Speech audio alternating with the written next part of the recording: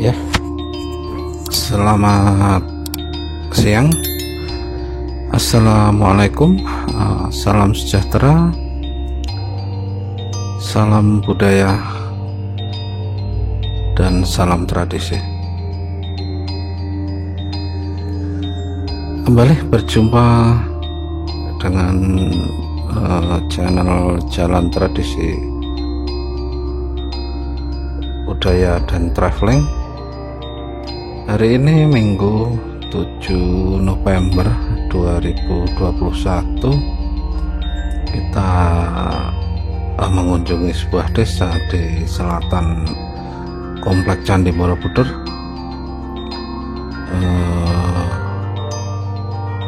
Di traveling sebelumnya, di episode Borobudur Haram, rute-rute ini pernah saya bikin videonya ya, sahabat TNTB. Jika ingin melihat lengkap gambaran Candi Borobudur, puncak arupa datu yang bisa dilihat dari berbagai sudut, bahkan lebih dari 20 lokasi, simak saja videonya. Untuk linknya saya sisipkan di atas, bisa lihat keunikan-keunikan dari berbagai sudut, bahkan dari tempat yang jarang sekali dikunjungi oleh para traveler di daerah ini ya, sahabat ETV. Hari ini kita akan melihat sebuah upaya melestarikan tradisi, melestarikan warisan luhur nenek moyang kita, yaitu dalam rangka memperingati Hari Wayang Sedunia.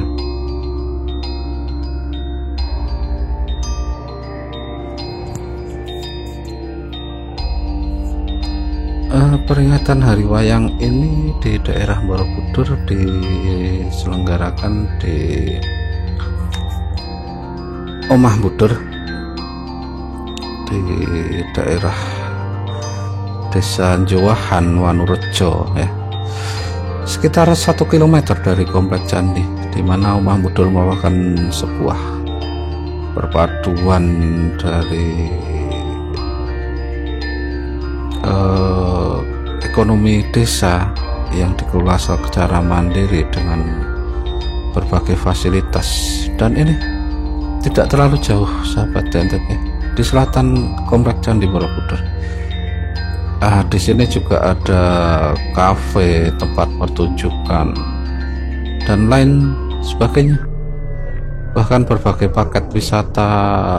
Selain wisata Borobudur, ada juga wisata tradisi dan budayanya ya. Dan ini sering digunakan oleh tokoh-tokoh nasional Indonesia saat berkunjung di Komplek Borobudur ya. Dan hari ini dalam rangka memperingati Hari Wayang Sedunia dilaksanakan di tempat ini.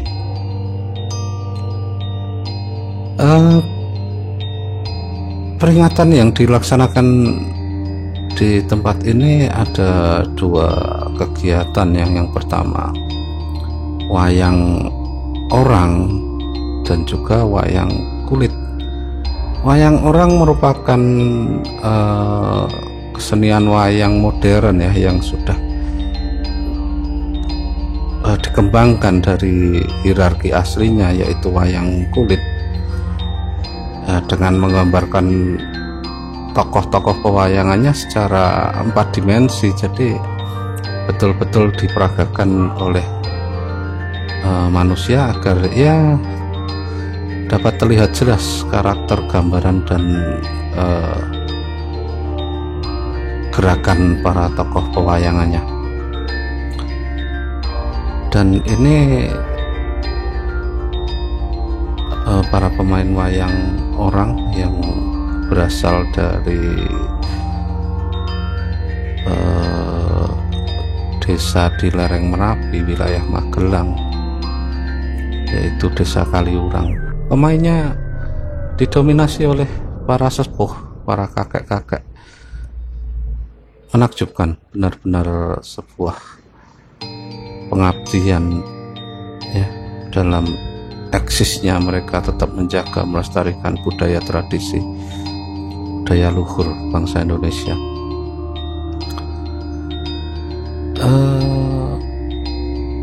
Tokoh-tokoh ini juga tak lepas dari hierarki wayang kulit ya, tetapi ini para sepuh-sepuh ini benar-benar totalitas mereka dalam berkarya menjadi tokoh-tokoh wayang kulit yang diperankan secara 4 dimensi. Menakjubkan, meskipun sudah ya tidak lagi muda, tetapi semangat mereka, dedikasi mereka, juga skill keahlian mereka luar biasa. Terima kasih para penggiat budaya seni di Indonesia. Dan di tempat ini merupakan puncak peringatan Hari Wayang Sedunia yang kita peringati setiap 7 November. Sejak UNESCO menetapkan bahwa 7 November merupakan Hari Wayang Sedunia, Puppet Day, sejak 2018 ya. Dan kita simak video sekilas gambaran pertunjukan kesenian wayang perang di depan wayang kulit. Kita simak sahabat NTB.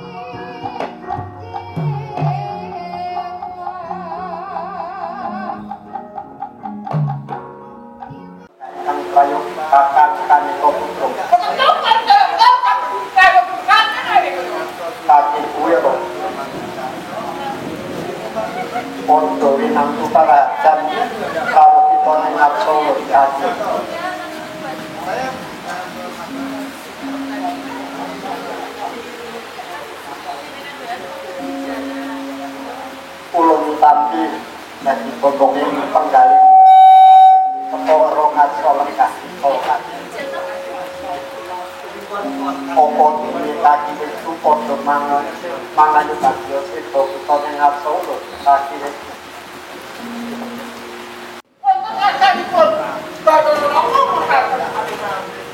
maka tadi merasa kok kaki tapi parang depan itu ono ono mangke mundur hilangnya tembang di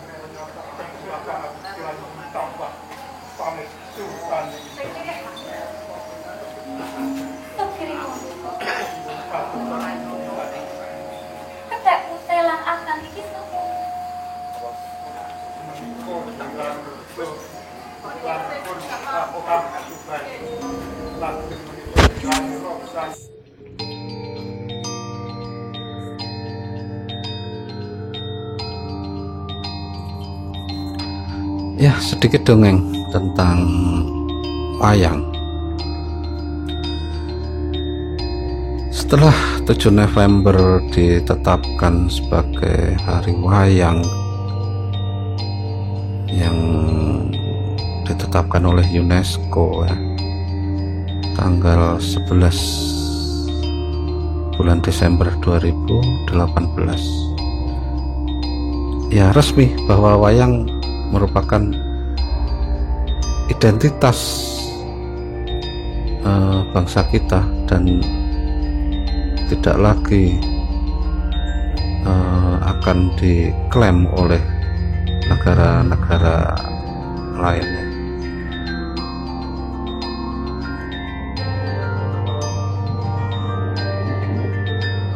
Wayang memang asli peradaban Indonesia. Sebuah penelitian menyebutkan bahwa asal-usul wayang memang berasal dari tanah Jawa, di daerah Jawa Timur. Di daerah Jawa Timur, wayang ini awal mula berkembang. Wayang sendiri memiliki arti wewayangan atau dalam bahasa Indonesia bayangan. Jadi ya, kita melihat bayangan dari sebuah gambaran tokoh-tokoh yang digambarkan dalam pertunjukan wayang itu sendiri. Sebenarnya wayang merupakan ritual ya dalam masyarakat Jawa kuno, jauh sebelum peradaban kerajaan Hindu, Buddha, bahkan Mataram. Jadi wayang itu dulunya berasal dari rerumputan, daun-daunan yang digunakan sebagai proses dari ritual keagamaan Jawa kuno. Tetapi akhirnya berkembang menjadi bentuk-bentuk yang digambarkan dalam kulit dan dalam patung.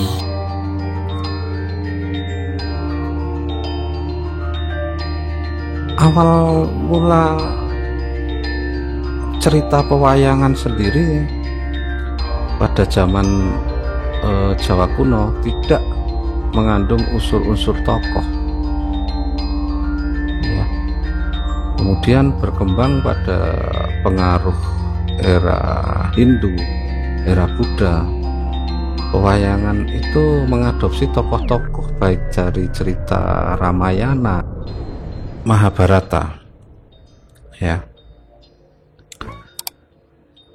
Jadi cerita Ramayana dan Mahabharata memang berasal dari negeri India, karena memang pengaruh mereka yang pada abad ke-4, ketiga, keempat datang ke Nusantara ya. Dan ini setelah pertunjukan kesenian wayang orang dilanjutkan dengan prosesi ngiwak atau melepas benih ikan. Ini sekitar 1000 benih ikan dilepas di Sungai Sileng ya, di sekitar Omah Budur. Inilah prosesi arak-arakan yang membawa benih ikan untuk disebar di sungai sebagai aplikasi real, nyata. Setiap ada kegiatan di Omah Budur pasti ada dan diakhiri dengan prosesi melestarikan alam, khususnya pelestarian sungai ya, dengan menyebarkan benih-benih ikan, menanami bibit-bibit pohon keras di sekitar aliran sungai agar ya tetap lestari, terjaga ekosistem khususnya di Sungai Sileng hingga Sungai Progo tetap terjaga ya. Dan ini wajib dan rutin dilakukan dalam setiap hal kegiatan di daerah ini. Kemudian saat Mataram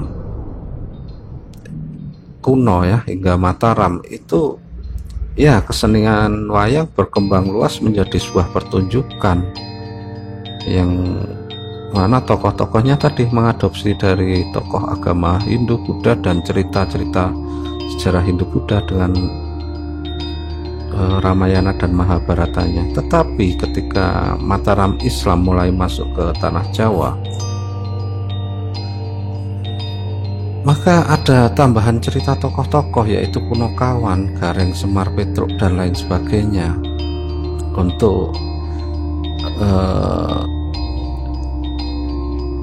untuk merespon ya, bahwa Islam juga berkembang dengan caranya, yaitu di kebudayaan dan tradisi dengan memasukkan tokoh-tokoh Islam Punokawan. Dan ini kegiatan pelepasan bibit benih ikan ya di Sungai Sileng.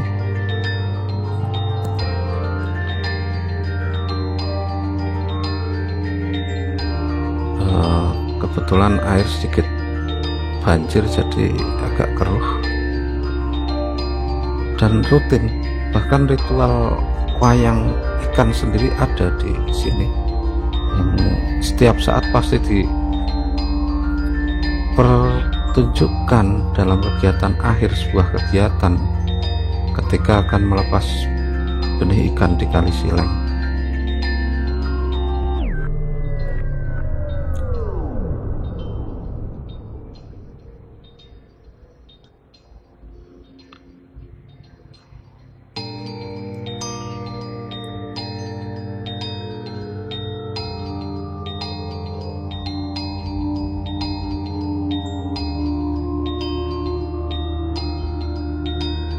Di tanah Sunda akhirnya berkembang dengan cerita wayang goleknya, wayang dari patung. Itu juga merupakan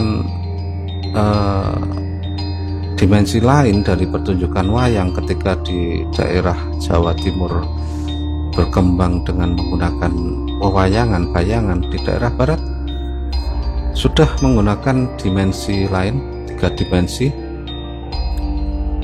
Dan bahkan dalam perkembangannya terdapat peran Punokawan ditambah cepot ya, yang lebih sering dipertunjukkan di tokoh-tokoh pertunjukan. Cepot, Dawala, dan Gareng hampir mirip.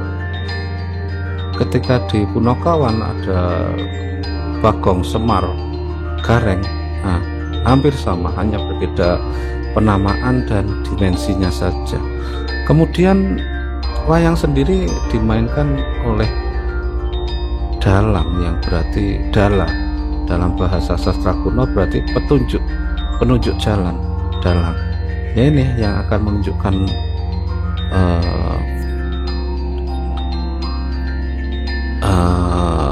jalannya cerita sebuah pewayangan. Tadi setelah dilakukan prosesi tebar bibit benih ikan, akhirnya peringatan Hari Wayang Sedunia World Wayang Week 2021 ini selesai, berakhir. Itulah salah satu cara tradisi merawat budaya agung luhur peninggalan warisan nenek moyang yang asli tanah Jawa khususnya dan Nusantara pada umumnya. Karena akhirnya setelah di Jawa berkembang pesat, seni pewayangan ini berkembang di Majapahit, di Nusantara, Kita tahu kerajaan Majapahit berkembang luas hingga ke Semenanjung Malaka, Malaya, Malaysia. Makanya kenapa di Malaysia ada sedikit pewayangan, ya karena memang pengaruh dari Majapahit yang mana kultur budayanya ya sampai Semenanjung Malaka. Tetapi memang ya penelitian secara fakta menunjukkan bahwa pewayangan wayang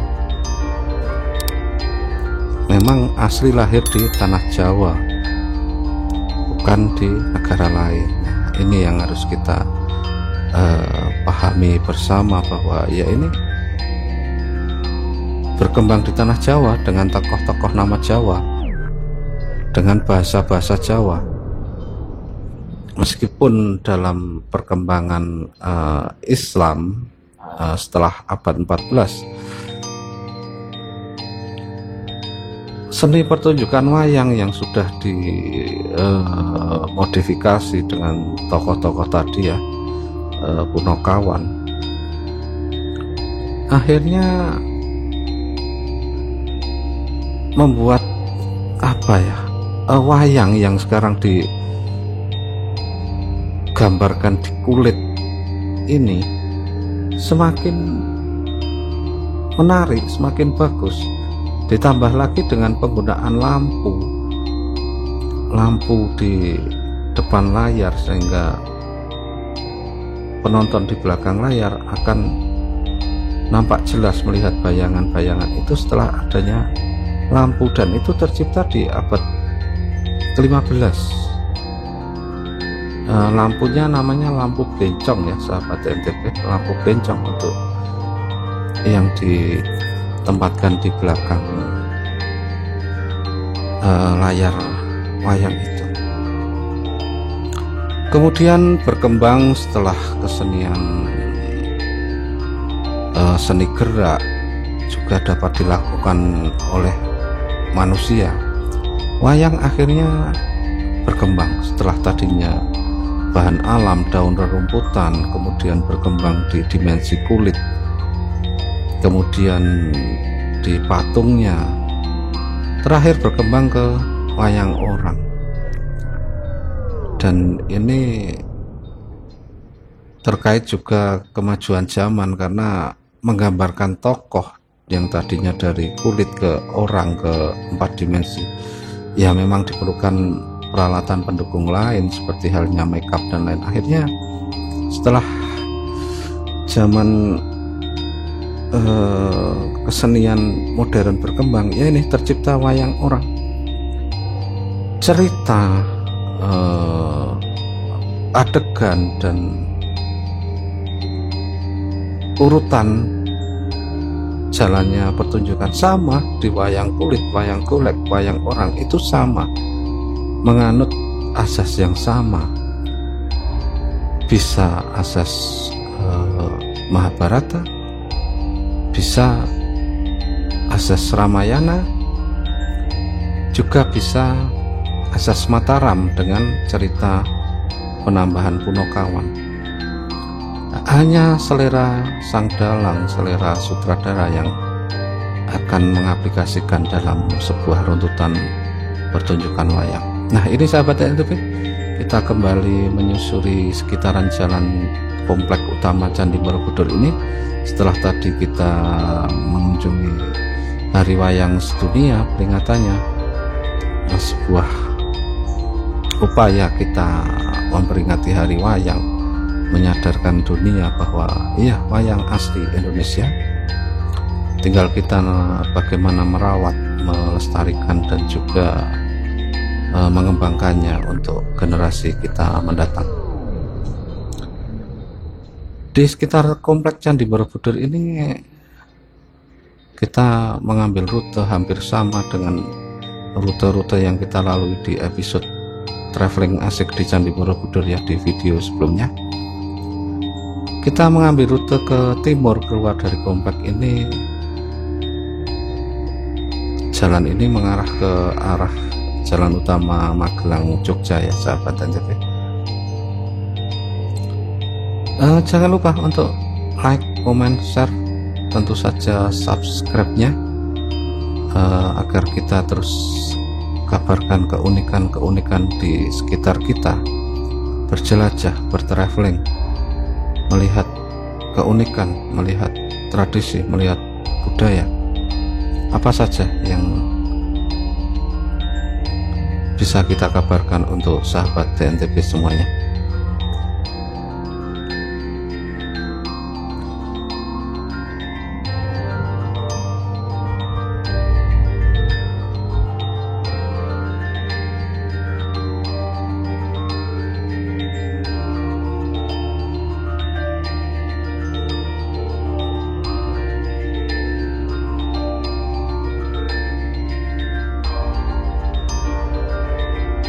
Terima kasih telah menonton episode kali ini, episode upaya melestarikan wayang, memperingati Hari Wayang Sedunia.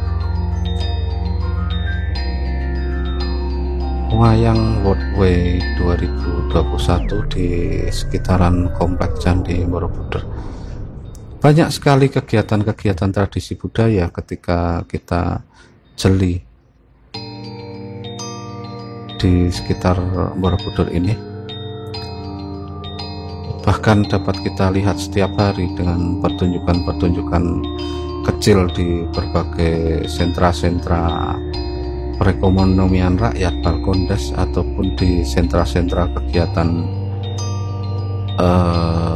ekonomi kerakyatan lainnya di sekitar Borobudur ini. Jadi jangan sungkan untuk bertanya kepada tour guide kalian atau warga setempat ketika berkunjung ke Borobudur ini, menanyakan informasi-informasi di mana sedang ada apa, agar kita dapat terus melihat perkembangan tradisi budaya dimanapun, khususnya di Borobudur ini. Terima kasih sahabat NTB telah menonton video ini. Kita lanjut di video-video selanjutnya dengan traveling-traveling asik lainnya, dengan jelajah-jelajah asik lainnya dan tradisi budaya keunikan di sekitar kita. Jumpa lagi di episode-episode selanjutnya. Selamat sore.